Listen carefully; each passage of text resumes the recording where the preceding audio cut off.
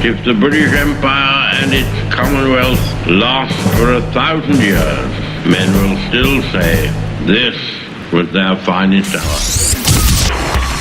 We stand for Queen, country, and video games. BRB UK. Worse teeth, better accents. Hello, and indeed, ahoy, hoy, ladies and gentlemen, and welcome to episode 298 of BRB UK. 2 away from 300. It approacheth the big 300. It's like the point at which podcasts have midlife crises. Because, well, frankly, it's appropriate because all of us are. I'm Dan, I'm one of the hosts. Another man who's having a midlife crisis is Timothy J. Hibbs Esquire. Hello, midlife crisis in full swing over here. Excellent.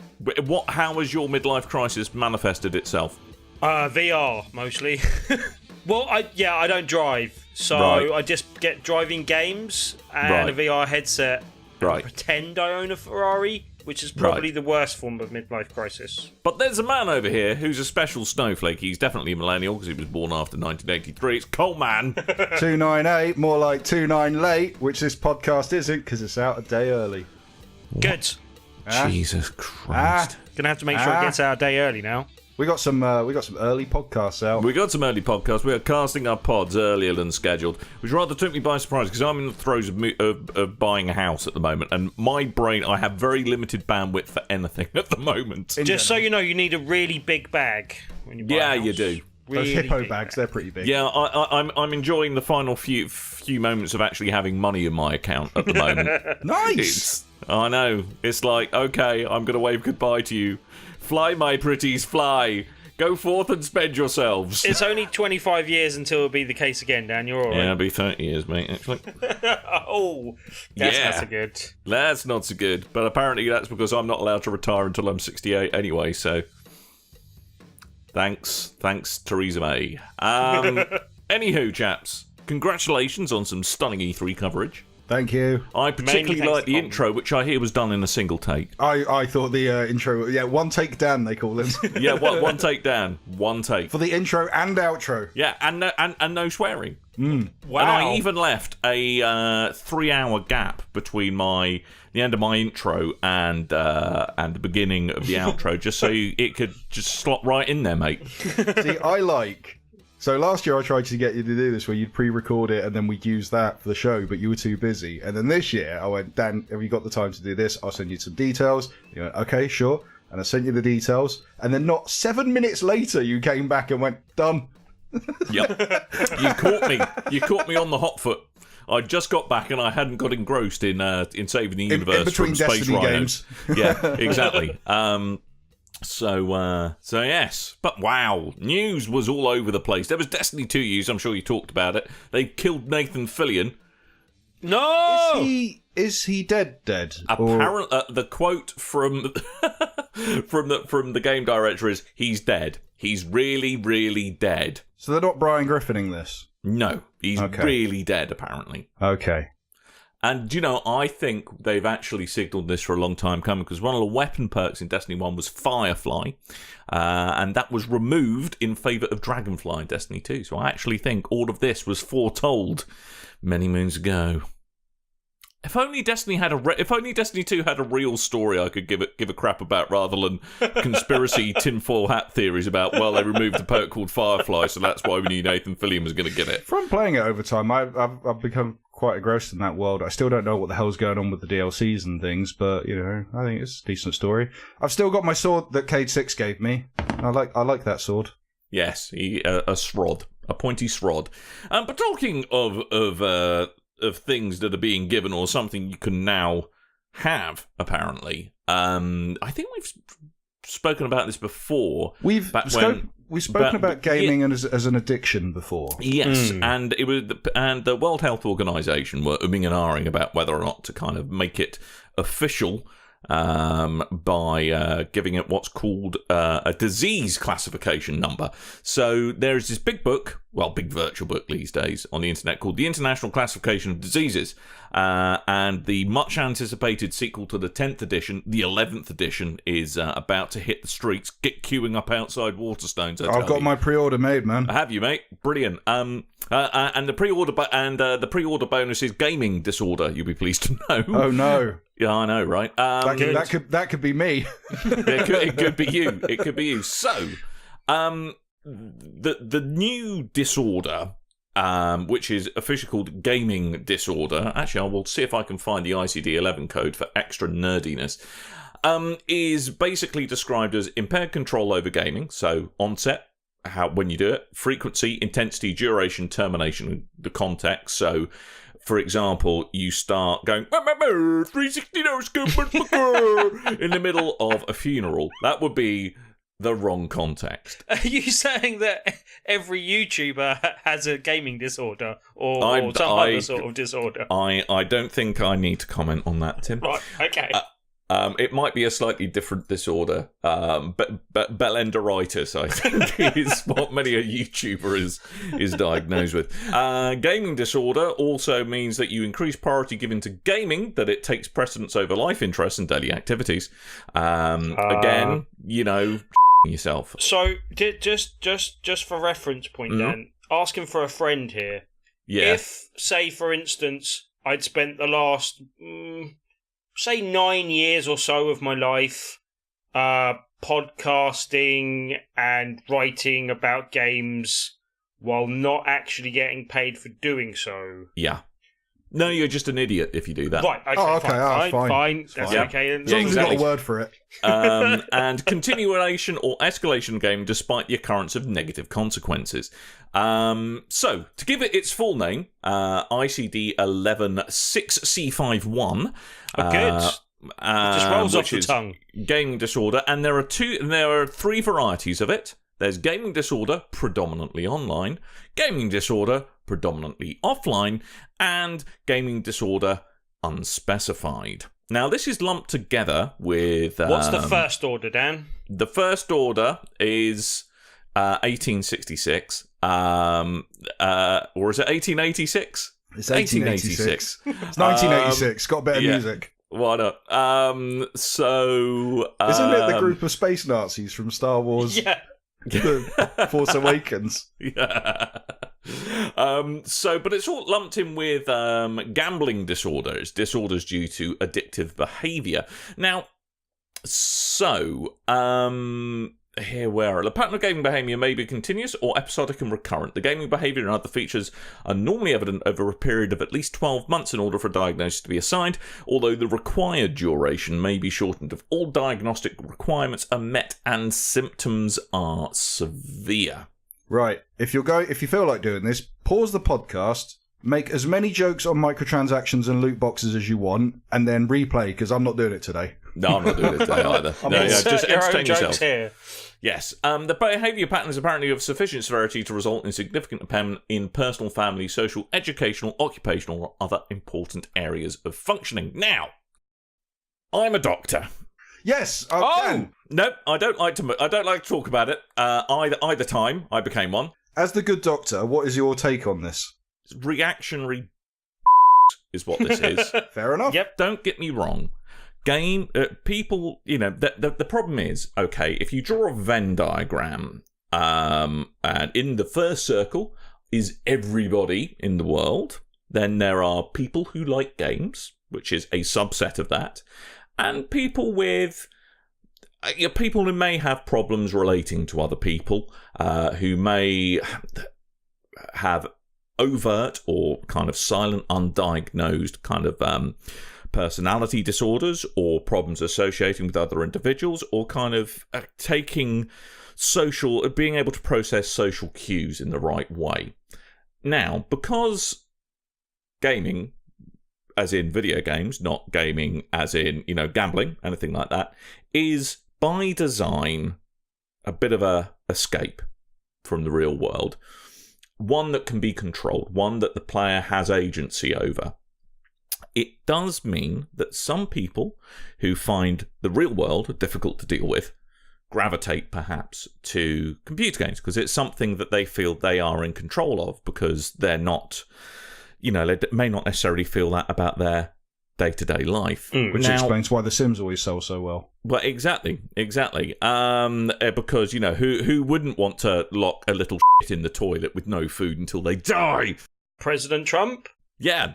So I think the problem is the two are getting conflated with one another. Now, I don't deny that some people, perhaps, like with any hobby, pretty much just about any hobby that you see, that people take things or can take things to a bit of an extreme that has an impact on other areas of their life. Tim, you're a fan of football.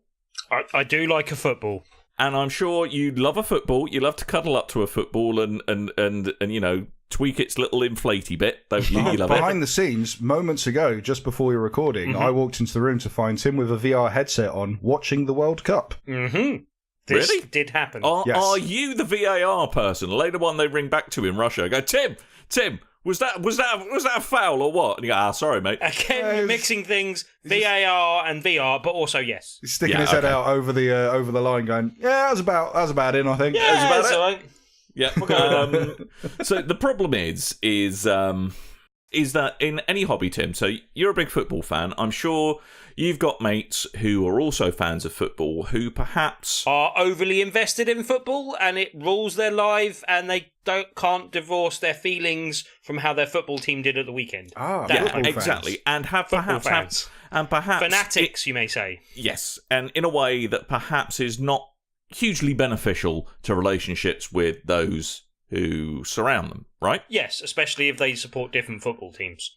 So, the same kind of thing is trying to be positive at gaming disorder. Now, I don't deny that there are people who probably, might need some help in seeing a bit of perspective about it. There may be other areas of life that, perhaps you want to pay a bit of attention. That's the same with any hobby. But does it deserve its own, hey, this thing is a specific problem, so specific, in fact, that, we're going to lump it in with gambling and we're going to, essentially make it... Well, it's a stigma, essentially, is what follows on from this. It's a label, a negative label, that I don't necessarily feel is appropriate. Right, but I think... I kind of agree with what you're saying there, but there's... And this is also backed up by people cleverer than me and with like yourself having medical degrees. I don't know if you saw the rebuttal from the UK CEO, Dr. Joe Twist, who was basically saying, it's kind of an irresponsible reaction from the mainstream media and like I can't remember the exact phrase he used, but something along the lines of that. Putting this in the same category, it as an addiction does like the wrong thing for it. Basically, it doesn't necessarily help the situation, basically, or what people are going through with it, basically. But there are two slight counterpoints to that, I'd say as well.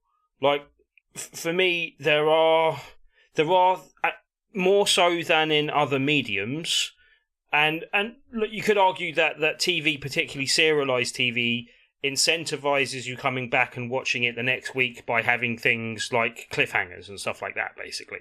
So that, in the same way, kind of feeds into the kind of addictive personality of coming back for the next week to get your next fix of it, basically, type of thing, in simplistic terms. But I'd say more so in video games and other mediums, there are aspects of video games that deliberately put addictive style things, and sometimes there's some things as simple as noises. One of the things I'm really thinking of there is Peggle. Peggle is highly is almost proved to be highly addictive because of the rewarding noises it gives you in return for what you do.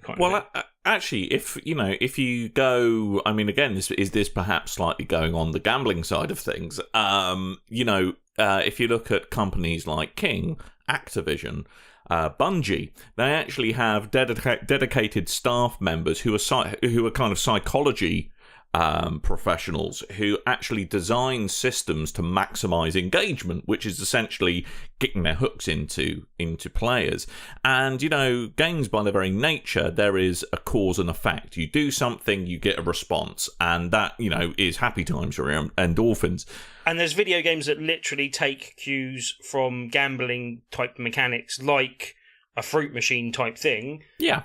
Again, in the noises, the way it reacts when you do something, and that positive reinforcement, and that's something that is prevalent in a lot of games, even beyond the kind of more simple things like Peggle, like the reward noises in a more complicated game like Call of Duty or something actually takes advantage of the knowledge of those things, of what sounds rewarding to you as a human being. Basically, that and it's modelled off one of the most addictive games in the Asian market of pachinko. Yeah. Well, I mean, I think I think my issue with it, and this is just from a kind of a purely diagnostic point of view, people who become perhaps too invested in games, I think that is a symptom of other issues. It's not. I would be amazed there was someone who the only manifestation of any compulsive behaviour they have or any problems relating to people in the real world, as with anything, would solely be the fact that they video game. I would imagine there's going to be, for a start, gaming is a hugely prevalent behaviour these days. And that's one of the things with statistics that you could go with, and this is one of the things I always kind of hammer home with statistics. You can go with the headline in a newspaper of 100% of the babies born in hospitals die, because that is statistically correct. Well, breathing's bad for you as well. Because 100% of people die. That doesn't mean that is not a misleading headline that isn't deliberately trying to, It's true, but I mean, I think the kind of the point that I'm trying to get at is that this is trying to pin a name on, what is a very easily recognizable symptom of perhaps some other issues. And, as with, me, all of us love video games, perhaps a bit too much, but, we've all got jobs. To a slightly unhealthy degree, perhaps even. Well, I mean, yeah, Destiny. Yeah, exactly. You can't deny it. But the one thing I would say that, again, is a slight counterpoint to the argument, but it's not necessarily but I think it also plays into the argument that you're saying that it is a slightly separate thing where you need to look at the root cause. I think I would say, we could definitely hold my hand up and say this about myself, but would, probably add that I could probably say it about you two and a lot of the people that are probably listening to the show, is that in hard times of my life, I have sought refuge in video games. Oh, yeah. I have. It is a comfort, you know what I mean? And that's something that I wouldn't ever deny, but I wouldn't also say that was a bad thing and we need to label video games with. They're actually, a good thing to escape. Yeah, well, I mean, why do people read books? Escapism. Why do people watch films? Escapism. It's to give yourself something else to think about than a daily grind. And like most things, in moderation and not to the exclusion of all other things, great. It's not bad for you, And I think the whole wanting to slap a diagnosis on it is to, it's almost kind of vilifying it in a way. And, if something has got a diagnosis, it is the implicit assumption is that it is a disorder of some kind. Now, I think gaming, as with all things, is on a spectrum. There are people who very rarely play, people who probably play quite, I would say, I do know people who play too many games to the exclusion of other things. And it is easy to, as a guy, guys, I've been quite open and honest about, I've had problems with mental health in the past due to the stresses of work and real life getting on top of me, as has happened to all people. And gaming, sometimes, you can think, I did get to those, hang on, I've really got to do something else here. This is, potentially if I'm sat here and this is all I do, this is not good for me. But that could be said of anything. It could be said of anything. And there are much worse things that you could be doing with your time as well. I think the thing is that this is very much a reactionary move. that to perhaps classify something that kind of society still doesn't quite understand. And I mean, there are qualifiers to the diagnosis, but I do think that singling gaming out, and specifically video games out, is perhaps not the most productive thing. Can I just ask you, I just found the quote from Dr. Joe Twist, and it sounded like it might be surmising what you're saying, but I also might want you to explain it to me. Yeah, sure, go for it. But she says, by labelling a complex hobby as a disorder, we risk pathologizing? Yeah, pathologicalizing it. The wrong thing, she says, basically. Pathologizing the wrong thing. Yeah, and that's exactly what I'm saying. It's a symptom, perhaps, of something deeper seated rather than a disorder, much as I hate to use that term, in and of itself. Right, yeah. With fully going into the risk of, blaming all addictions as a false thing, but you do risk, if someone says if they are told they have a disease, so alcoholism for one reason, if you have a disease, you're an alcoholic, you can then take that as a crutch to go, well, can't be helped, I've got a disease. Yeah, I know. And by labelling it as such, that could be the similar problem here. Yeah, I guess that's also, yeah. Yeah, I mean, I think for me, the value of a diagnosis is so that someone can get help with the underlying problem. The problem is if you give a diagnosis to things that actually aren't the underlying problem, you're kind of rather missing the point. And I would you're hope avoiding the problem rather than helping to deal with it, basically. Yeah, and you don't want to put a stigmatizing label on people. I hope what it's viewed as in the fullness of time would be this is a symptom of a larger syndrome. A syndrome being a collection of symptoms that make up a kind of a loosely defined kind of characteristic of diseases, which are and if it's I think it must always be viewed in the balance of what else is going on with the person. And like I said, I'm starting to go around in circles here. I really honestly think that if you do want to call gaming disorder, fine. I still don't think it's a disorder in and of itself. I think it is most likely, in the vast majority of cases, highly likely to be a very obvious symptom of something else that's going on, be it something on kind of the autistic spectrum, be it something on the more kind of either neurotic or psychotic spectrum. Not saying that that's what all gamers are, but but just to be clear, psychotic is what psychosis means is disordered thought, and you're unaware of that disordered thought, and that can manifest as what appears to be personality disorders, hyperactivity, problems forming relationships with other people, repetitive behaviors, all of these things. And you can see how video games could help escape from that, or allow people to vent or to channel that pent-up frustration they have into something that feels like they are exacting some kind of control on the world around them, something that they perhaps struggle to do in real life. So there's no chance that you're ever gonna be able to prescribe me 6 months Destiny. No, that's never going to be... I think you should do that anyway. Mate, I was on the clinical trial for that. Didn't go well. But no, seriously, if you need more information or examples, in fact, on video game addiction, then you want to go to www.wastedondestiny.com, search Captain Average. You will then see... Make sure you look at Destiny 1. Okay, Tim, Destiny 1. Are you ready for some stats, Tim? Oh, I'm ready for some stats. I know. No. Tim's going to guess. Right. How long do you think Dan's played on Destiny 1 on the PlayStation? 84 years. 2,261 hours. Yes, son. How long do you think he's wasted on Destiny 2 on the PlayStation 4? Oh, that was just Destiny 1. Yeah, just on the PlayStation. Yeah, that was just Destiny 1 on the PlayStation. This is Destiny 2 on the PlayStation. So bearing in mind he played Destiny 1 on 3 different formats, by the way. No, he only played it on 2, but it was only available on 2, Tim. We're not counting Xbox as was it not on PC? No. Okay. Right. Destiny. Okay. Again, okay. the question once again: Destiny 2 on the PlayStation 4. How long?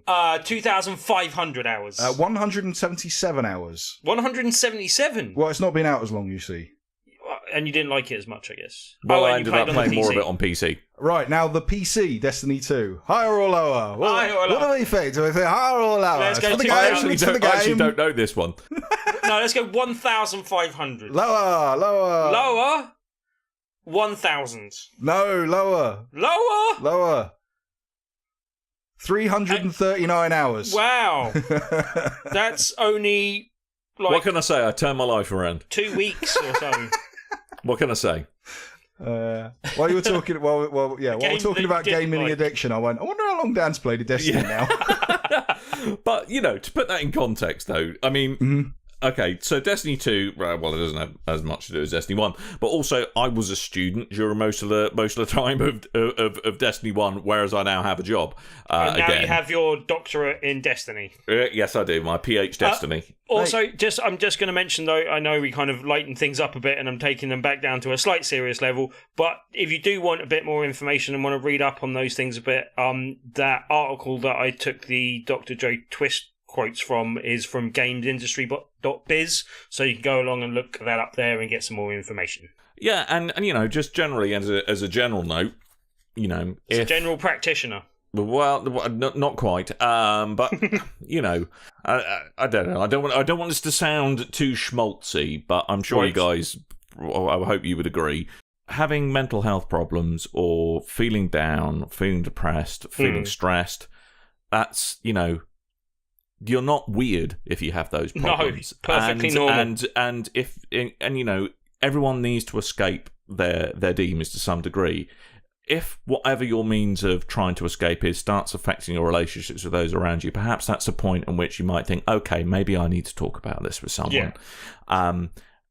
I've always said, and I truly believe, I think the person who thinks they've never had a mental health problem is the weird one in the room. Yeah, definitely. And it doesn't matter if you've had a mental health problem. I have, other people I know have, and it doesn't matter if it knocks you down. What matters is how you get back up again. And it can sometimes take a while to get up again, and that doesn't matter. The main thing is that you eventually do. So, if you do need help, there's great. I know people go, oh, the Samaritans, but actually, genuinely, they have some excellent resources. Mind is a UK charity, or even just talk to your friends and family. More people than you would imagine have had problems like this, and actually, it's therapeutic to talk about it. The other thing I'd say is, as much as I do think it's positive to encourage people to go get help, don't feel that there's anything necessarily wrong with you if there is something wrong with you and you don't want to seek help at that point in time. Like, seek help when it is comfortable to you to do so. Don't necessarily be pushed into getting help at a time when you're not willing to open up about it anyway. That's fairly, counterproductive, I think. Absolutely, and everybody's different. Everybody, the way what counts as help for one person may not be the right thing for another one. But just remember that what I always say is, you're not the weird one. And everyone else weird in their own way. Yeah, everyone else is far weirder than you will ever appreciate. Yeah, cool. Right, can I make an ob joke now? Yes. Insert an ob joke here. I should actually have an ob joke ready to go. I need you to hurry up and tell us the next headline, Dan. Okay, Final Fantasy VII Remake has left the building. The early concept stage. What? Woo! We did it, guys! We did it! Round of applause. We did it! Well done. I never thought we'd live to see the day. What? Now. Also, what? Cast your mind back a year, Tim. A year. A year. Well, if we're going to the announcement, 2 years. 2 years. Oh, yeah, it was 2 years. 2 years. Final Fantasy VII Remake. There we go. People, there was more emotional turmoil in the audience than Kingdom Hearts 3. Did anyone cry at the news of Final Fantasy VII? Loads of them cried. There's a crying compilation. Not just people in the audience, people watching the live stream and doing live reactions, and then the next year I think they took all those Final Fantasy VII reaction shots and put them into one big collage of just. Oh, what are you doing? Do you think that's one of the things that put Sony off having more guest games this year? That they just couldn't go through this sort of crap the fact again? that they're a bunch of bloody vaporware. Do you think? Quite possibly. So it was very conspicuous by its absence, I would say, at E3. But apparently, Tetsuya Nomura, it's easy for you to say. Has now, I know it is easy for me to say, has stated that Remake has at least moved past a conceptual stage. Good. I know. Really, guys? Yeah, we did it. And it's being developed in parallel to Kingdom Hearts 3, which he's also directing. Now, I don't understand Kingdom Hearts. I don't understand Kingdom Hearts. But no, just to put this in perspective, so we had rumblings a few months ago that Final Fantasy VII Remake, Square Enix weren't impressed with what the studio had put out, basically. Yeah. And said, took it away from them, brought it, because it was like part in-house, part third party, and then they took it all in-house and went, right, we're starting again. Screw you guys, we're going home. I don't know about you guys, but I did get a lot of people asking me when it came to E3, what happened with Final Fantasy VII? Where was Final Fantasy VII? And, what I can say is I know those rumors as everyone else. Maybe that has a contributing factor. When we hear that it's only just left 2 years into development, only just left the early concept stages, I would say that's pretty damn plausible. Right, but it's not just the fact that a game has left the early concept stage after 2 years. A remake. They're just remaking the game. I know they may be making it to a different standard and maybe like almost remaking it from the ground up. You've already got a load of the kind of base of what you're doing. You know what you're making. And you're making an episodic game. It's an episodic game. You're working on the first episode. Oh God, I forgot that part. Even oh my word, it's gonna be like kind of like the Lord of the Rings was almost a 10-year cycle. It's gonna be like that. Final Fantasy VII. It's going to be 7 years. It's going to be 7 episodes, one every year for 7 years. Yeah, it gets to the point where they're never going to be able to live up to the expectations that they've built up the time period that they've done it, kind of thing. You know what I mean? Is it ever going to happen? Is it ever going to finish? My answer to that is no, it won't. No, it'll finish. It'll finish, but I also think it'll be hit with the criticism. Whatever point it comes out now, it's going to be, it's taken you 3 or 4 or 5 years to develop it. How the hell is it only this much or this thing, or you know what I mean? Like it's never going to be able to please the people that have waited that length of time for it. Basically. This is the big problem. Yeah, it's the length of time. So Final Fantasy VII came out 1997, 98 in the UK. 96, 97. 96, 97 in the UK. I would say 97 off the top of my head. So since then, there wasn't call to remake the game at that point. It wasn't until the PlayStation 3 demo, if you remember, they made a small little tech demo to go, here's how Final Fantasy VII would have looked if we made it on the PS3. Which is a silly idea. And people actually knock themselves out their own boners. The problem was is E3 wasn't as prevalent as it is today, and we got small videos from the internet. That was quite easily for some news websites to crop it, put it out as it was, and go, here's a teaser for the brand new Final Fantasy VII Remake for PS3, and that caught like wildfire over the internet.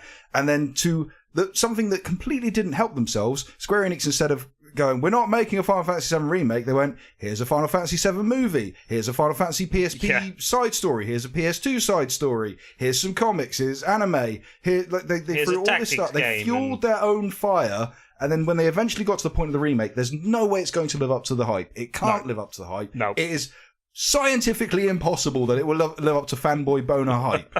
So, that's it now. Yep. Now they're going to go longing even longer. Doomed.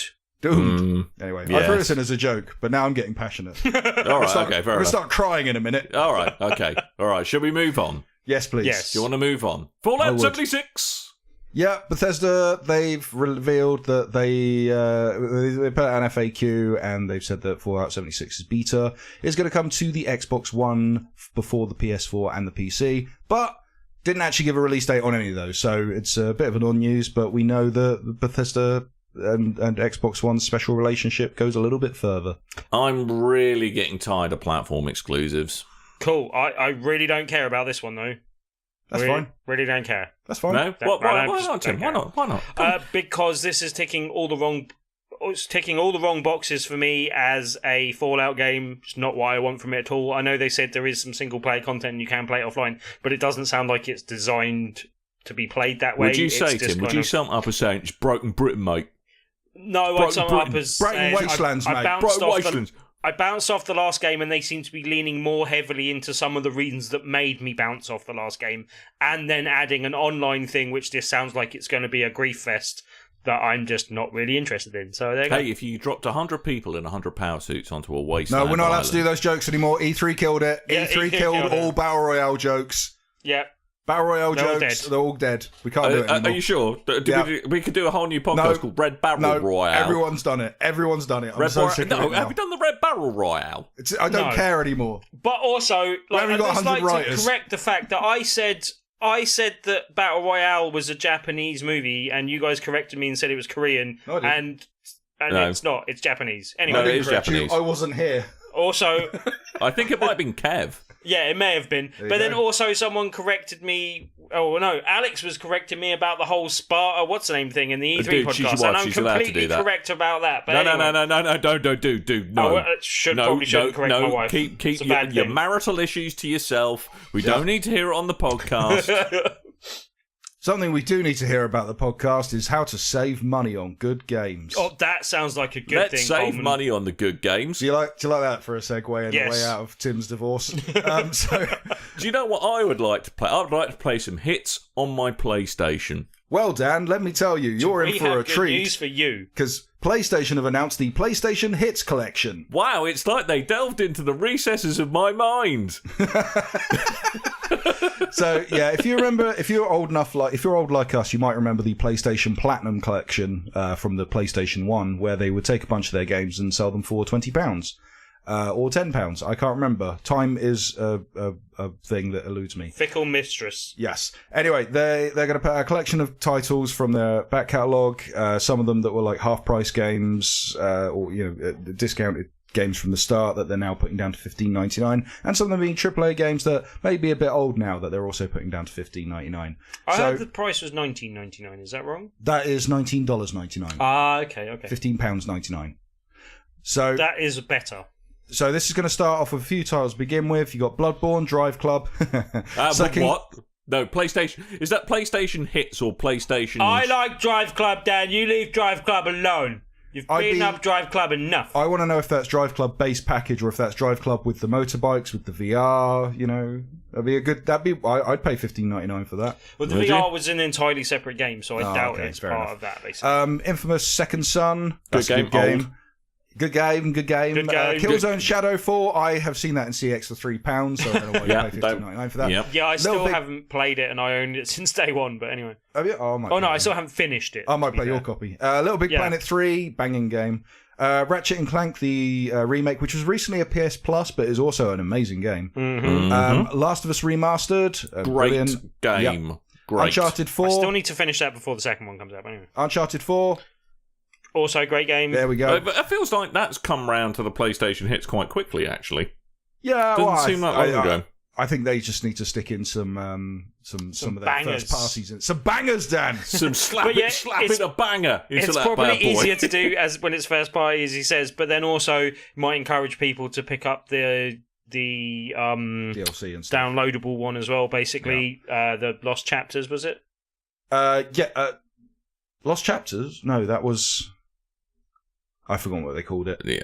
The one with Chloe and. Yeah, I've Yeah. forgotten the name. Oh well. But that has Lost been Legacy. more recent than what's the name? Lost Legacy. Lost Legacy. that's Battlefield 4, Doom, which also I saw for a £5 in CX the other day. Project Cars, which I saw for a £5 in CX the other day. Street Fighter 5, that isn't the arcade edition, so you don't get all the. Indestructible! So if you buy the Street Fighter 5 and you want all the characters on top of that, you are going to be paying, unless it's discounted, I believe you're going to be paying £8,000. £60 for the rest of the characters, because that's three seasons of character content.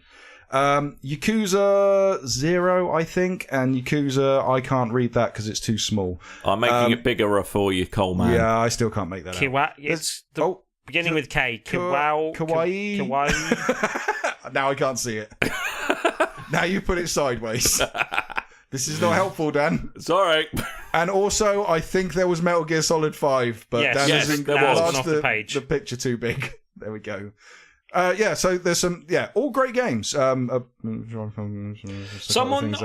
someone on Twitter. Yeah, but do look in popular second-hand video game retailers first. Yeah, well, I did note that someone said on Twitter, and I can't remember who otherwise had mentioned them, but Jeff Bridges. Yeah, definitely Jeff Bridges.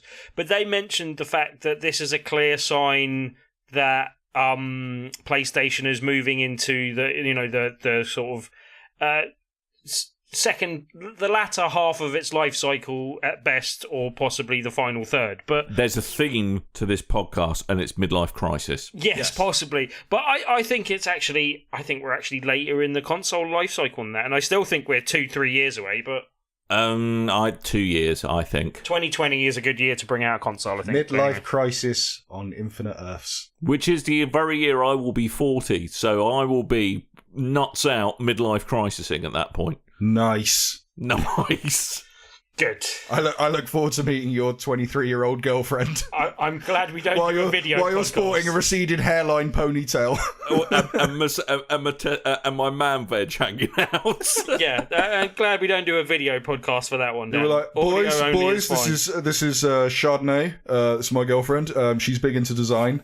And exactly, and I'd like to introduce you to a little trouser action I like to call testicular madness. Speaking of madness, yes, PlayStation Now, this is a rumour, might now allow downloads. Future, the PlayStation Now might now allow. Might now in a bit. Are they going to change it to PS Now allow? Yeah. Right. I'd buy it just for that. Would you count out to the PS Now allow? PS Now allow. Kotaku UK, they said they've spoken to an industry source and have said that downloads are coming to PlayStation Now this September, which means you'll be able to download titles instead of just stream them, which is a great hit on, that's a great addition to your platform. But, get the games online thing for Xbox, you can download first-party titles day one for free. So exactly, and for the price of subscription. Price is not very much. Yeah. And also get access on your PC as well, should you have a PC. Yeah, well, you can play PC games, PlayStation Now on PC as well. That's true, but you won't be able to download the games. Probably won't be able to download them, No. But then someone did also say that this rumour has been backed up by the fact that there's an extra option in PlayStation Now that literally has the word download grayed out. So that might be true. Hot scoop. Again, I don't know. I haven't seen it firsthand, but I did see someone talking about a hot scoop? Like what? What's it a scoop of? Hot chocolate fudge. When you poop in your hand and throw it at people. That's what we call hot chocolate fudge. Monkey style, I like it. It's Xbox Live avatars. Remember they were going to do the new versions that looked really cool and a bit Pixar-esque, and you could have them in. That hasn't happened yet. Hey, Coleman. Can I see the bottom of my shoe? That's what I want to know. I still don't know what bottom of the shoe. Wow. That was a life-changing moment there. I don't know if you can see the bottom of the shoe, but you can have cool things like prosthetic limbs and wheelchairs if you wanted to reflect it on a real life, and that's a cool thing, I think. I think that's a great thing. And lots of colour options and customization options with apparently 16 million colour palettes to choose from. I thought this has already happened. They announced it 2 years ago. It hadn't happened. Even people were asking why they didn't announce it at Xbox at E3. And then apparently it just happened this week. So if you're an Xbox Insider user, if you're on the Insider Hub, you'll be able to go download the Avatar Creator for yourself and play around with it. It's available now, but they'll be rolling it out. Do I have to turn my Xbox on to actually see them? Yeah. Oh, yeah. I tried this on Tim's Xbox earlier, and it doesn't seem connected to the TV, so it proved impossible. Oh, is it not? I'm not going near that rat's nest of cables. I haven't even You come home from work, Dan would be calling, going, "Why weren't you ready for the podcast?" Tim would come from home from work, going, "Where's Coleman gone?" Engulfed in cables behind the telly. Yeah. I just wanted to switch the Xbox on. Steam will now let you see how much you spent in total on their platform. They've got an external funds used tool. I was going to see if Dan would use this. So it quietly released at the end of last month, but now they're actually talking about it. Do you know what's a really interesting kind of counterpoint to this? You know, they tend to do like a summer sale, spring sale, etc., etc. Yes. The kind of the latest one was actually kind of awarding you things for basically clearing out your gaming cupboard of shame. It's like, hey, stuff that you've bought but you've never played will give you cool stuff if you actually play the damn thing. That's quite cool. Well, that's probably a good idea as well, because it probably reflects really badly on them that loads of people have got so many games they've never played. Well, I don't know. $470. $470, which in pounds sterling is around about £356.37 And I've sterling. had a Steam account since 2009. Nice. I've had mine for ages. I just never use it because I've got a rubbish PC. Likewise. There you go. Well, I don't really have the PC There you bit, but go. yeah. I went to do a games test somewhere and they required me to log into my Steam account. I went, I don't know the details. And then I logged in and someone had sent me a gift and that was really cool. So, hey. Anyway, we got a bunch of release dates to pump through as well. These are very quick. Activision have announced more DLC for a game that hasn't released yet, Call of Duty World War II. What a bloody surprise. So their third DLC pack is called United Front.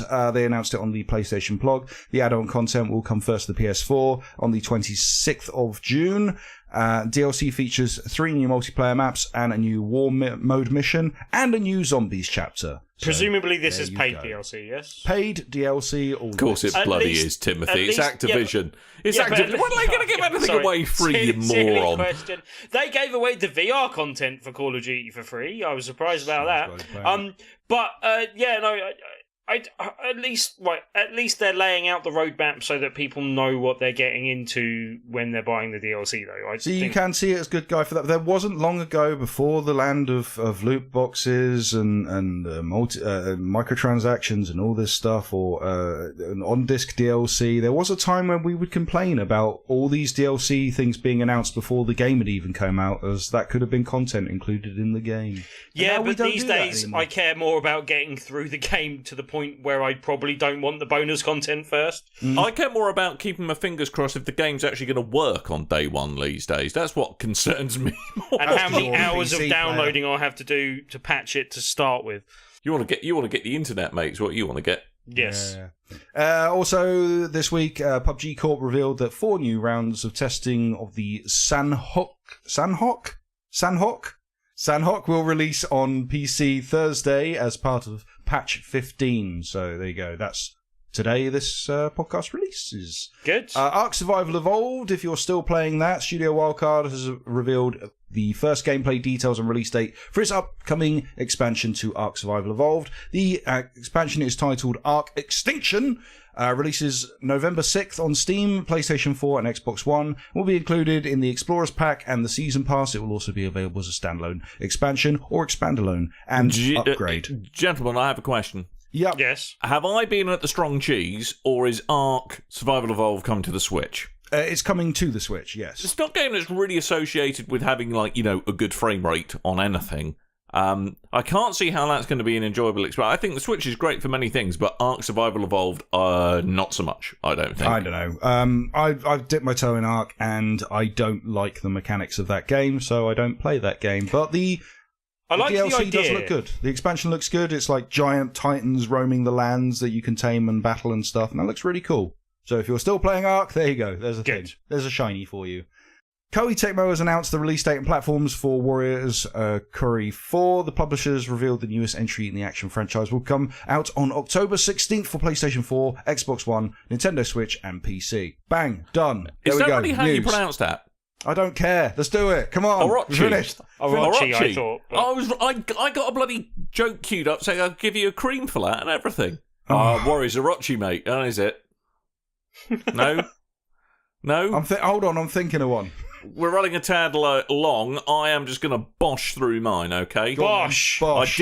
I dipped my toe back into Warframe because I got some Twitch Prime Oh, goodness. so good, isn't it? I confused the living crap out of me, that Oh, game. really? Me and Tim are playing the hell out of this. We're so good at it. What? Warframe, Tim. Okay. Yeah, Warframe. I played it when it first came to PS4, and I haven't played it since. And it's changed a lot, which doesn't Yes, help I've the fact heard, that I'm but for the confused better. by it. But is it difficult to go back to, Dan? I believe when we were playing, Tim said it was Destiny for more intelligent people. Yes. And probably Destiny players would find it too confusing. With the Vanquish knee slides, basically. Yeah, that game is it gives zero about actually trying to explain itself to anybody. I'm deeply confused. I don't know why I'm called a tenno or even what a tenno is. I don't know why there's some kind of large proboscis appearing out the forehead of my operas chap. And yeah, I'm very confused by it all. 3 tennos. And I have no idea what I'm doing. And it made me scared, so I went back to Destiny. I also tried out Darkest Dungeon on there. Ooh. Never do that again. I also tried out Darkest Dungeon on the Switch, which has come out in an incarnation that has all the DLC. It's on sale at the moment, as many things are on Switch. Just I've never announced played the new game DLC before. for it as well. Hmm? They've just announced new DLC for it as well. Have they? Yeah. Fucker. That's more money down the drain. I haven't played it before.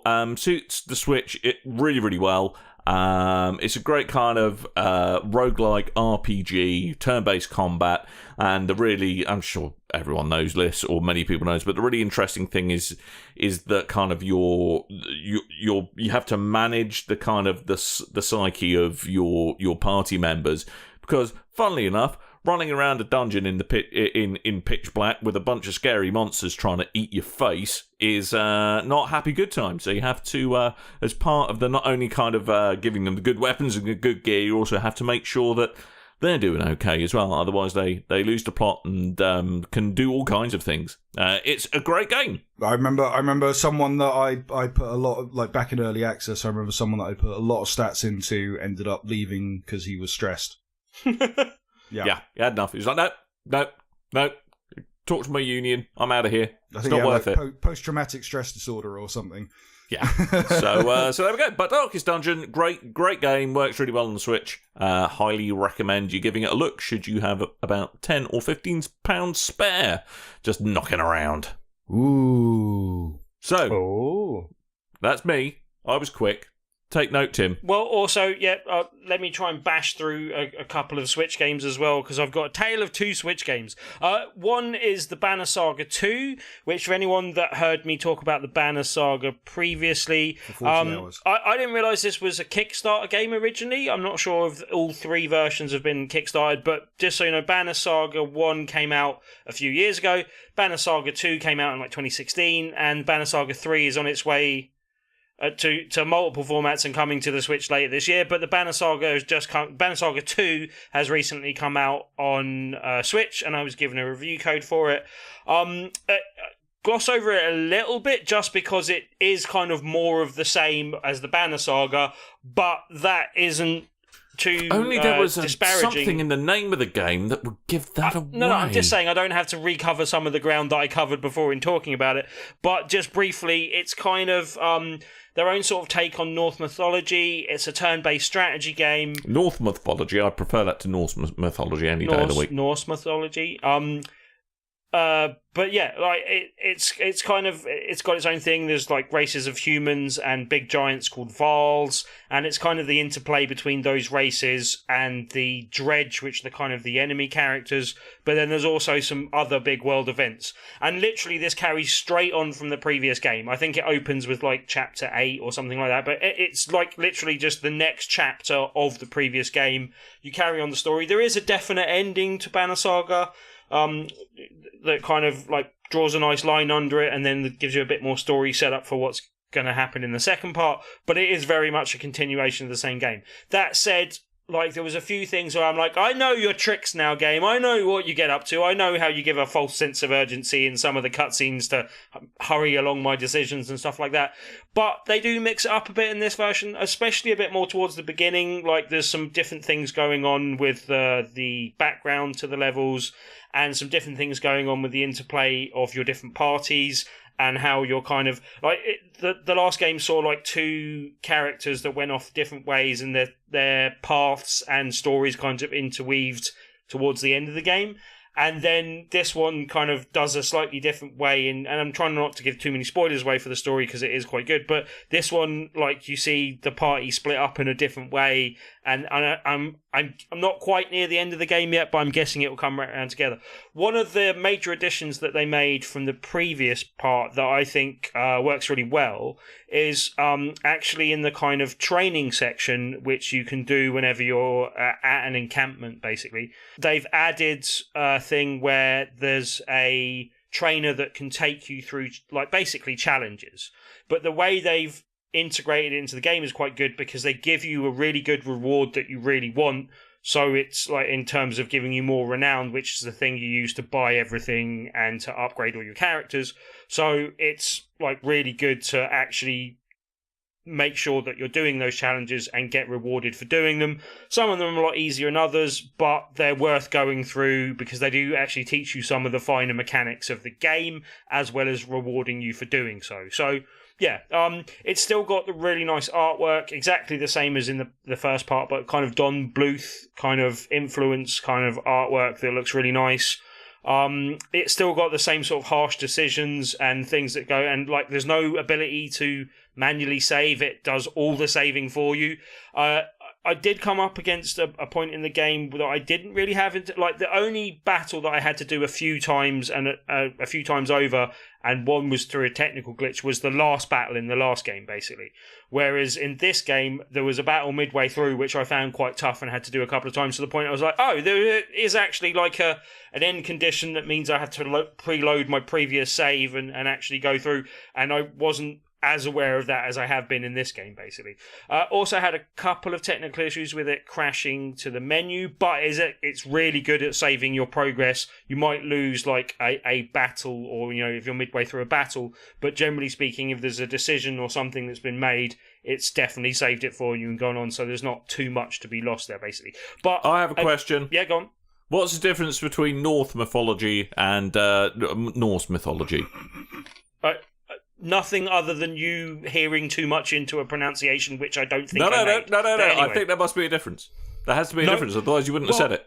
Well, no, it's Norse mythology. What is Norse mythology? I have been drinking, and that is a difficult thing for me to say. Norse mythology. Norse mythology, but it's not. It's a different take on that anyway. So you could call it Norse mythology, and that could be fine because it's not really a thing anyway, Dan. So you're sticking on a weird point. But yeah, like as in the previous version, like turn-based strategies are really my thing anyway. This is a really high-quality version of that sort of game. Really well done, really enjoyable, really like the art style and everything else about the game, and highly recommend it, and really suitable for the Switch again, basically. So that is really good. What isn't really good is the next game I'm going to talk about. And you guys will go to sleep completely, but I feel I need to get this out there for anyone else. Oh no, I've gone past sleep, mate. I'm you're now assuming in a we full-on haven't coma. already. Yeah, that's possibly I'm in a true. full-on coma. But right, Legendary 11. Now, it's a nicely priced football game. I think it was like £8 or so, basically. One that I purchased myself and I went into. Unfortunately, I think this is the first game I pre-ordered on Switch, and then read a review like the day it was coming out, and I was like, oh, maybe I shouldn't have pre-ordered this game. It seems to have been rushed out to get it in time for the World Cup. If it wasn't for some massive glaring technical errors, which I'll come on to, it would be a very enjoyable game, especially for the price point that it's at. Because it just scratches that little football itch that I needed a little football game to mess around with. This is a heavily inspired by like a 70s kind of look, but also inspired by the kind of 90s arcades. And it plays like a 90s arcade game, football game, basically. You got like, once you build up a bar, you do a shot that does a big bicycle kick that's like completely unblockable. There's some like nice other touches. It's all like kind of World Cup related, but there are the other sort of tournaments and stuff as well, like European Cups and African Cups and stuff like that. But generally, it's all international teams. There's no like club management type stuff. The one thing I think is a nice touch is they've got like a little stickers, and you can they look like little panini sticker type things, but they're your like bonuses that you'll take into the match. So it could be like an extra powerful shot, or midfielders have more energy and or more get less likely to get fatigue, or more attackers have more skill, but you can do that in whatever combination you want. And as you go through the game and win more competitions or satisfy more conditions, you unlock more of those stickers, and that's all quite cool.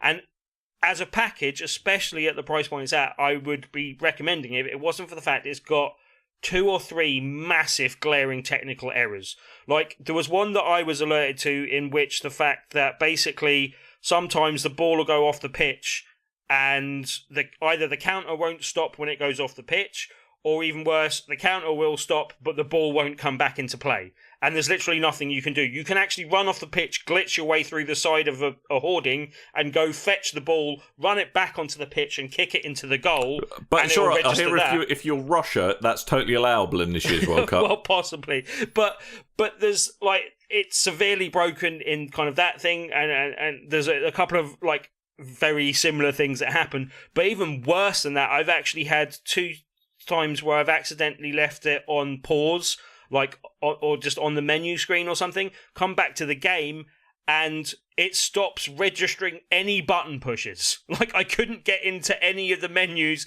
unless I did it with my finger. So I knew the game wasn't frozen because I could do the touchscreen selection, but I couldn't do anything with any buttons in the game at any point in time. So, like, literally, I had to uninstall the whole game twice and reinstall it. And if that happens again, I'm not sure I'll be really installing it again. But as I said, it's a real shame because it spoils a game that would otherwise be decent. And I hope it's something that they deal with both of those massive technical issues and patch it out so that it'll be a half-decent game. But hey, Legendary 11, people. There you go. What was the... It sounds like... what was the Wii U game where you're a superhero with loads of superheroes and you fight lots of things? Wonderful 101. Wonderful 101. Almighty Number 9. It's that kind of title, isn't it? Anyway. Mark of quality. Well... Pro Evolution Soccer is actually called Winning 11 in Japan, so there you go. Oh. I remember Winning 11. I think it came out on the SNES over here, didn't it? A version of it. No, we always had ISS before. Oh, there we go. Pro Evolution Soccer, basically. International Superstar Soccer. Indeed. Well, Coleman. Yeah. Hey, I have a football gaming related question before we go on. Okay. Something yesterday, I disagree with it. Right. What would you call sensible soccer? A football game. Yeah. All right. So you never called it any kind of shortened name or nickname? Sensi Soccer? Oh, okay. Fair enough. Not SS, if that's where you're going. I've never heard anyone refer to it that way. I was watching the Gadget Show yesterday, which is not one of my usual things to do. But anyway, the girlfriend was watching it, and they were talking about the greatest football games of all time. And number 1 was Sensible Soccer. Don't know which iteration. Don't ask me. And they went, Sensible Soccer or Sensi, as it's most popularly known. I went, all my friends played Sensible Soccer as a kid, and they all said Sensible Soccer. I've never known anyone say Sensi until Dan's just done it. Yeah. So, there you go. Without prompt. Okay, I'll let you off, Gadget Show, this once. Come at me, Craig Charles. Yeah. Yeah. I was on a train once with Craig Charles. We were at EGX with Craig Charles. We had an EGX sat next to him, but anyway. Were you? Yeah. Well, he was on a Thameslink train going back to St Albans, and he was faced. It was great. That sounds about right. They were recording a section while we were waiting to play a game at EGX. So Ed noticed the camera crew and went, "Oh, I get really nervous around cameras." Went, "No, you just do this." And then we proceeded to stare at the cameras the entire time, like, deadpan into the camera while they're trying to record a section about The Star Is You or something. I don't know. No, anyway, it was about the It was a crossplay game. Yeah. Yeah. No, not the cross. What was it? Yeah, no, it was a crossplay game. I was playing it yesterday. It's not called crossplay, though, is it? No, I think it's called A Star Is You. It doesn't really matter, really. Coleman. Yes, Dan. I've got an important question. President Trump needs to know. Yep. The shape of the world, flat or round? Flat or round, mate. Or flat, not even like a tarted up globe. It's not even an oblate. It's not even an oblate spheroid. Nah, it's flat, mate. It's flat. Really, flat? Yeah. Haven't you heard of the flat earthers, Dan? I thought they were all bell ends. Oh, I'll tell you what. One day, just take a dive into the world of flat earthers. It's terrifyingly fun. It's amazing. And there's I'm coming back to Venn diagrams again. It's flat earthers and anti-vaxxers share a similar great pictures dark to corner you of later. the internet. Yeah. What the hell is an anti-vaxxer? People that don't believe in vaccines. Oh God. Yeah. If you want to hear me go on an uninterrupted Tim style rant, just get me talking about that. The Venn diagram of those two idiots. groups interacting is just called idiots, though, isn't it? Like, cool. I've been playing Onrush. That's fun still. Oh, God, I think I'm starting to top What shape is out. the world, Coleman? Wait, I'm getting to that. Hold on. But I need to know. Played Onrush. It's still fun, but I worry I'm starting to top out because I'm level 50-something now, and the trophies for levels stop at 30. Oh, dear. And everyone seems to have stopped around 30, so the game's starting to... I still want to play more of that. Well, you're too busy playing VR and watching the World Cup, so Well, yeah. I played some Overcooked today. That was pretty Ooh, I fun. want to give that a go, actually. Go pick that up on the Switch. That is a good little commute Is it good game. times? Because that's in the sale as well at the moment, I believe. Yes, I'm having a lot of fun with that game. Really good. It's much better in multiplayer than it is single player. Yeah, has but that got online multiplayer, or is that local only? It's local only. Yeah? They couldn't work out the getting the lag away for that game, so I imagine that would be a killer. But also, it's way more fun if you can punch the person that dropped the peas or whatever. You know, like Gee, why do you have to punch anybody? Why is there's no peas in this game, Tim? I don't know. I feel why like you've not even peas. played this game I properly. haven't seen peas in the game. Why have you got to punch people? Why have you got to come back to punching people, Tim? Because it's fun, Dan. Physical violence is comedy. That's how it works. Fair enough. Shape of the World. I've been playing that. That's a game. Right. So this is by a Vancouver-based studio called Hollow Tree Games. You may have heard of it. It was a Kickstarter campaign about 3 years ago, I think. Successful. This is a first-person walking simulator, or stroll-playing game, as I prefer now. What? It's a better term, do you not think? Why? I'm Stroll-playing just game. very sad I didn't come up with that, because that sounds exactly like something Oh, I I'd didn't. say. I totally nicked it from Giant Bomb. Yeah, but that is a great pun. It is a great pun. I much prefer that. Yes, So yes, and it's it sounds less derogatory. Yeah. So it's a stroll-playing game, and the cool thing about this is the world around you is reactionary to the way you move and the attacks that you take. Does it look by the way you want? And are you a woman's man with no time to talk, Coleman, as well? Shut up. And also, see, that's how you deal with him. And also, it's procedural as well. So this is a very colourful, abstract-looking Bingo! world. Full house! Thank you. So it's a very colourful, abstract-looking world, beautiful sunsets and in the horizon, and very kind of, though detailed, single colour, sort of silhouetted, trees around you, leaves around you, creatures, ponds, grass, everything. But everything's a sort of single tone colour. And as you progress through this world, you'll find objects you can interact with. If you interact with enough of them, this pathway will open up to you, and you have to walk through a triangle. You walk through the triangle, you go to the next section. That's pretty much what the game is. And it is bloody relaxing, very short, and unless you're really into this game, these kind of games, not very fun. And I'm into these kind of games. Right. And it took a lot on me, because the problem with I'm finding with procedural games is quite often you'll go, where the bloody hell am I? And also you'll go, I'm stuck. I'm stuck in a rock. Great. Yeah. I'm stuck in a rock and I can't get out. Reset the game, start again. I'm very wary of the procedurally generated things. It means it's like, oh, you couldn't be bothered to design it yourself then?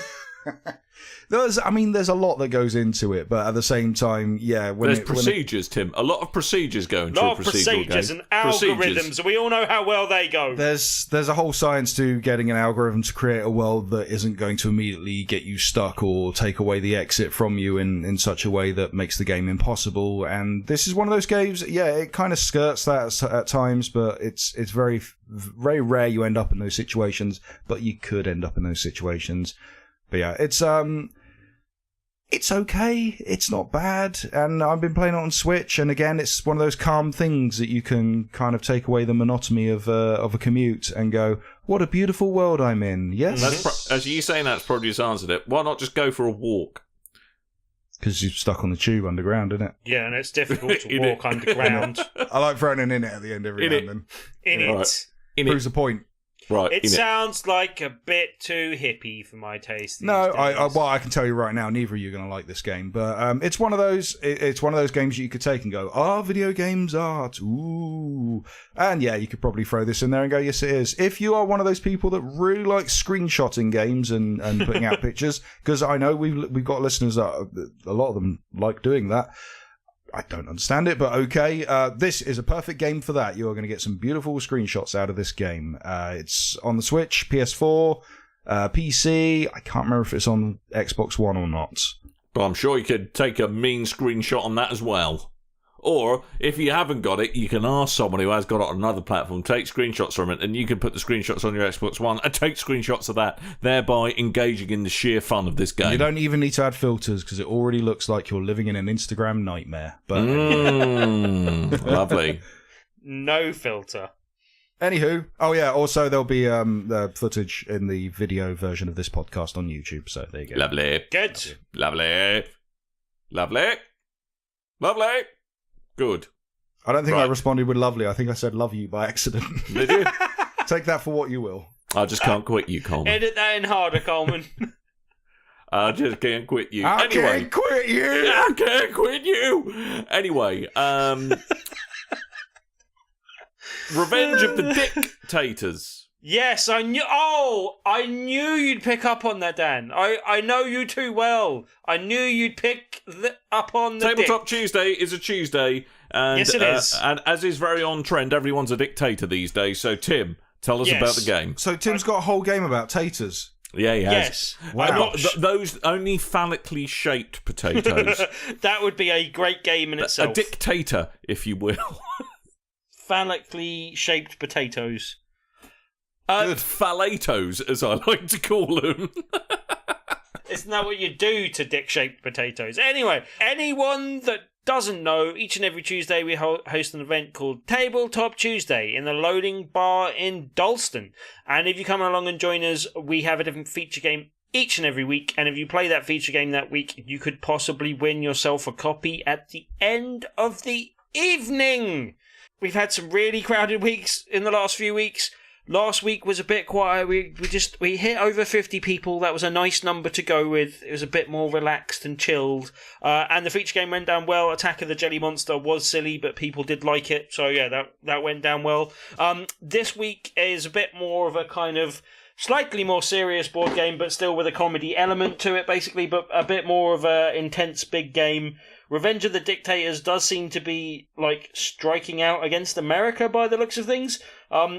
The strapline is "Lose your friends and rule the world." Lose your friends in the music, the moment, wherever they But go. it's Oh, from 2 to 5 people, takes about 45 minutes or so, looks quite good fun, and should be a good one to come along and try on the evening and then possibly win yourself a copy on the night. There are more details on our blog in the top left-hand corner of the page, or you can come along and join our meetup group, which has over 1,600 members, that is on Meetup. And search for Tabletop Tuesdays, and you will find us because we are there. Tabletop Tuesday, 26th of June, Loading Bar, Dalston, Attack of the Killer Tomatoes. Dan has sent me 2 pictures of potatoes that look like penises. I knew they were potatoes that look like penises without even seeing the pictures. I know you, Dan. Yeah. I know you too well. I've just been trying. To be honest, I've kind of spent half the show trying to break Coleman with bad pictures off the internet. I've had my mic muted a lot this show. I must admit. Yeah. Anywho, that's your lot. We really ought to get out of here, but not before we say thank you to some people. First and foremost, from the iTunes section of the iTunes, I would like to say a big warm thank you to the Dark Badger for leaving us a 5 out of 5 review. I like that name as well. Anyway, I like I know, badgers. poor bugger stumbled upon us over 6 months, and he's been trying to quit us ever since. I can't quit you! I just can't quit you. But we've enjoyed having Dark Badger as the little spoon, and it's been wonderful times. Keep it up, old chap. Yeah, I know. Keep pip, and glad you like the show, and glad we have helped help you have a giggle from time to time. A giggle. That was a giggle. A giggle. I have a genuine fear of badgers, but I like you. Do you? Yeah. Right, It's a long really? story, but we'll talk about it another time. So we haven't got time today. I Badger am going to disorder. take advantage of that fact where I can. Never mind throwing potatoes at you. I'm going to throw badgers at you next I've got week. a great story that links to this as well. But Oh, anyway. good. I want to know the Badger story. Badger. Oh, I forget. Badgers and potatoes go together. There you go. Yeah. We've come full circle. They like potatoes. Badger, the badger? No? I can't imagine a badger is that picky. Everybody knows Badger Oh, there we loves go. Actually, mashed that's an excellent potato. point. Yeah, see? He loves it so much. He eats it every day. Can that play us out today? Yes. I think that will. Yes. Yeah, Cool. yeah, why not? Right. Especially forums. for American people that Tim, are thoroughly forums. confused right now. Forums, Tim. From the forums, I would like to thank Prof. Corey, which I'm guessing is Professor Corey. Wow, Short. you're That makes a him, bright that lad, makes aren't him you, better Tim? than you, Dan. Yeah, because he's a professor. That's more doctors than you, doctor. I think you'll find it has nothing to do with the number of doctorates one has. Stop sending me pictures of badgers. Badgers shaped like potato penises. I would also like to thank Stingo, and then from Twitter, I'd also like to thank Nelly, and she's been extra nice this week, which is hard for Nelly because she's already really nice to start with. But Yeah, thanks very she's much, awesome. Nelly. You're very nice. And Richard Kirklebottom. Who's been a dick this week? Well, why's he been a dick? I don't know. He said some nice things about Nelly. I thought the next person he His name is Richard. He is literally a dick. Will Driver, Gabriel Tudor, Chris Turner, Andrew Tanner, and on Facebook, Freya Goddard, Ed Banks, and on YouTube, Shadow AU92, who on one side kind of agrees with you on Detroit, Dan, on the other side kind of agrees with you on Detroit, Tim. Yay! So there you go. You're both right. Well, do you know what I Fence-sitting. think? He should just make his bloody mind up, shouldn't he? Team Dan or Team Tim? That's what we want. It's a decision path he needs to make. Which one does he choose, Dan? I'm Which in the one does same he camp. go down? There are elements of after finishing Detroit, there are elements I love. There are elements that after thinking about it, I don't like, and there are elements or are just confusing, and there are elements that I just downright hate. But I still think it's a good game. Would you call it an emotional roller coaster? I call it an emotional emotional roller coaster, my friend. Marvelous. Those polygons, they really did make a difference. Really? Yes. Also, it has one of the greatest lines in video games, which is, "Do you have a dog? I like dogs." Wow. David Cage is really letting loose with the script writing this time, Well, isn't he? apparently the guy who reads that line, that is his favourite line in the entire game, is "I like dogs," which he told David Cage, and David Cage now doesn't like him. So there Really? you go. So your homework this week, listeners, is to tweet a David Cage with I like dogs. I like dogs. Hashtag I like dogs. And I cannot lie. I like big Other dogs brothers and I can cannot deny. lie. Yeah. Anyway, that's it. That's the show. We're done. Finito. That's it. Other words for finished. All of those Do we pick apply up here. our paychecks now? Is that how this works? We never pick up a paycheck, Tim. Never. Damn it! I know. Anyway, thank you for listening once again for another week. We're ambling towards 300. So I God. hope you stick with Oh, us dear. until then. I wonder what we have planned. A podcast, I'm guessing.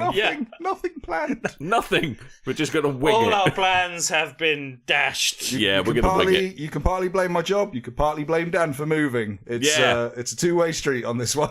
Yeah. I'm blameless in this one. Yay! And Tim didn't plan anything. I so didn't. Well, yeah. To be fair, I've come up with the plan that we now have.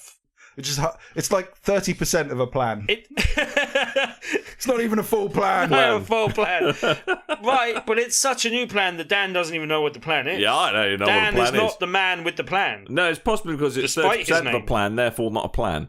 Yes. Right. I- Anyway, I'm Although I glad. do love it I have 48% when a of the flan comes together. We're going to make flan. Yes. Flan. Ooh, I We're love going to plan flan. some flan. Plan some Right. flan Podcast flan. with a guy Right. named Stan. Right. But I'm called Dan. Will that do? Yes. Oh, If man, I, it's all coming if together. I fill a van with flan Yes. and then drive it, When the flan hits the fan, right?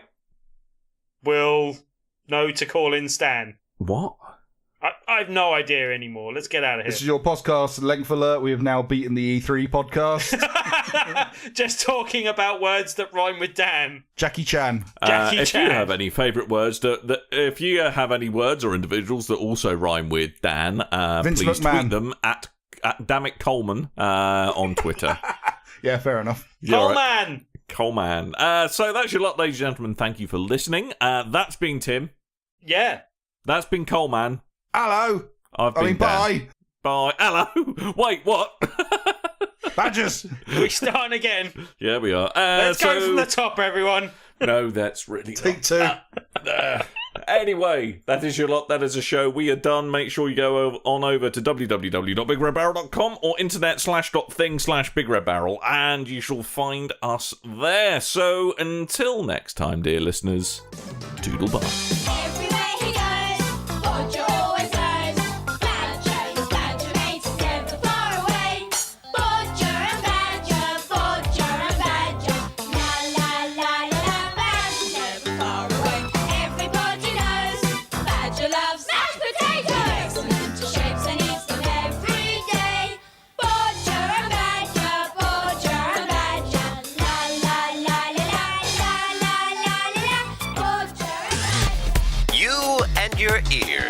are quite welcome. For the podcasting goodness that you just heard, Why not roll on over to BigRedBarrel.com for more podcasts? news, reviews, and videos from the biggest, reddest site on the internet, BigRedBarrel.com.